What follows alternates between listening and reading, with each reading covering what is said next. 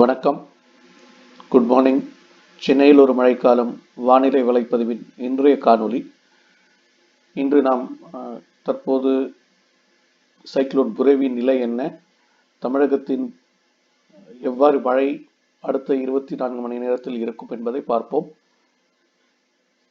We will see the current status of Cyclone Burevi and the rainfall, expected rainfall for Tamil Nadu over the next 24 hours. The English part of the presentation will be in the second half as usual. The exact time will be in the description. இது அதிகாரப்பூர்வமான வானிலை அறிக்கை அல்ல. இது தற்போதைய வானிலை நிகழ்வுகளை குறிப்பிட்டு காட்டும் ஒரு காணொளியே. அதிகாரப்பூர்வமான வானிலை அறிக்கைக்கு இந்திய வானிலை துறையை தொடர்பு கொள்ளவும்.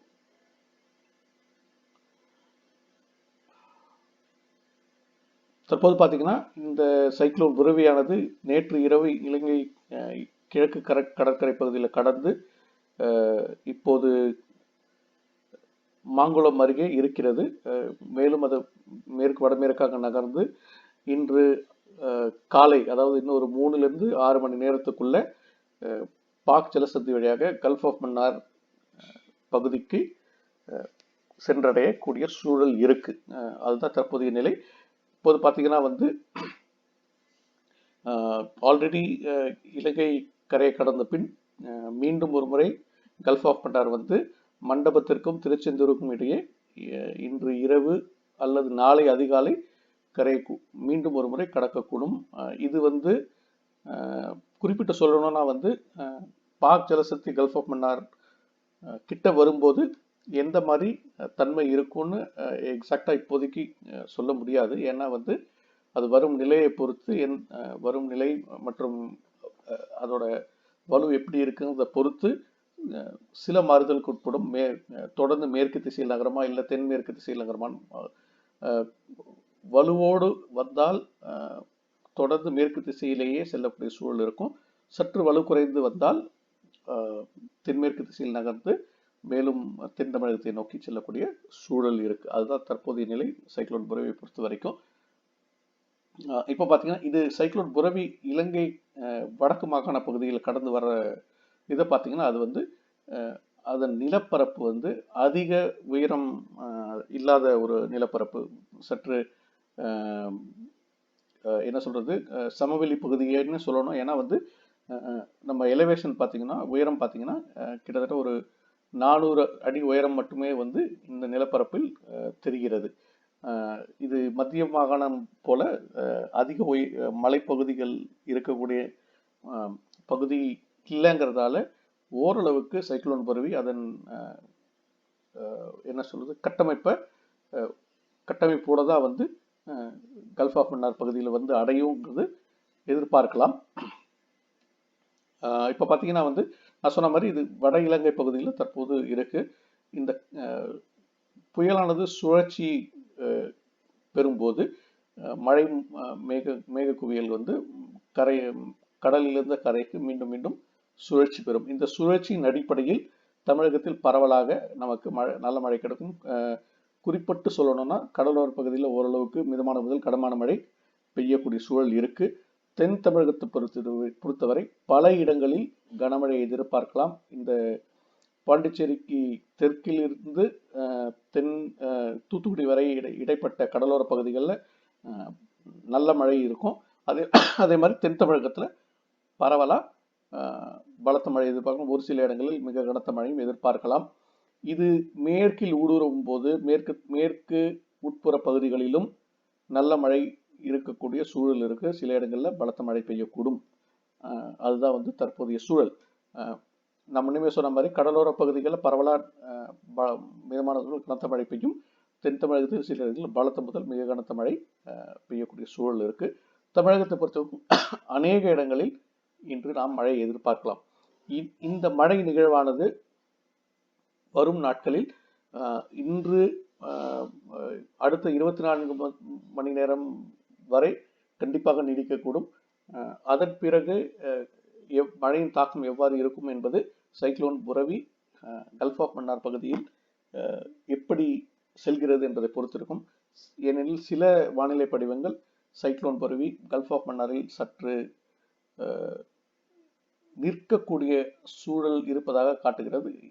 அப்படி நிற்கும் பட்சத்தில் மழையின் தாக்கம் மேலும் அதிகரிக்கக்கூடும். அது வந்து நான் நிகழ்வுகளை பொறுத்து வரும் இனி வரும் நேரங்களில் நாங்கள் வந்து அந்த அப்டேட்ஸை கொடுக்குறோம். இப்போது இன்றைய ஆங்கில காணொலியை பார்ப்போம்.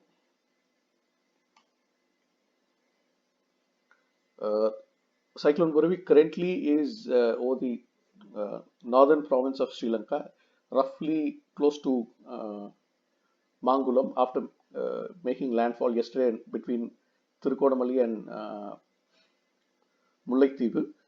It is expected to drift in a west-northwesterly direction across the Sri Lankan landmass and then surface back into Park Strait and on its way towards Gulf of Mannar.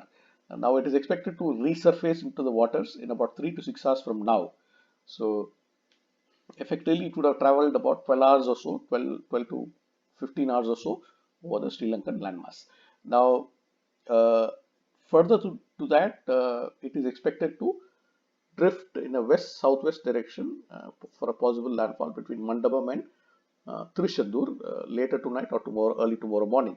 Now the issue is depending on how much intensity this cyclone or its remnant becomes when it reaches the Gulf of Mannar region. The direction could slightly change to either west or southwest. So it will all depend on how much intensity it is able to retain while it completes its travel across the Sri Lankan landmass. Now, if one sees the terrain where the northern province terrain where the Cyclone Burevi is expected to travel, it's pretty much reasonably a flat terrain, with the highest point being only about 400 feet above mean sea level, which effectively means what is called as there's not much of hilly terrain compared to, say, central province, which this could effectively mean Cyclone Burevi could possibly retain some of its structure intact while traveling through the Sri Lankan landmass and resurfacing back in Gulf of Mannar. Now, obviously, as the circulation moves west and it recycles the rain bands from sea to land, rains will continue on and off across most parts of Tamil Nadu. Today is likely to be a fairly widespread day of rains across the state, with heavy to very heavy rains in South Tamil Nadu and heavy rains across the coastal areas. Now, it will all depend on how the bands move in. At times, the bands might fall in a particular place, which could bring very, very heavy spell of rains while the band moves in. So it will all depend on how the location of the band and the movement of the rain band from sea to land. Overall, the next 24 to 36 hours, rains are expected. Once again, some weather models indicate the system to stall over Gulf of Mannar, possibly due to difference in intensities, etc. In that case, the rains could extend, or rather the heavy rains could extend. We will update you as and when things evolve in that direction. As far as today's rains go, as we said earlier, South Tamil Nadu is likely to see heavy to very heavy rains in many places, particularly along the coastal stretch between Delta and Rameshwaram. Coastal Tamil Nadu is expected to see fair bit of rains, moderate to heavy rains at many places. As the cyclone moves west, the interior parts of Tamil Nadu, west interior parts of Tamil Nadu also is likely to see very heavy rains. That's things as of now for today. As far as Cyclone Burevi is concerned, do stay with us for updates right through the day. Thank you. Vanakkam.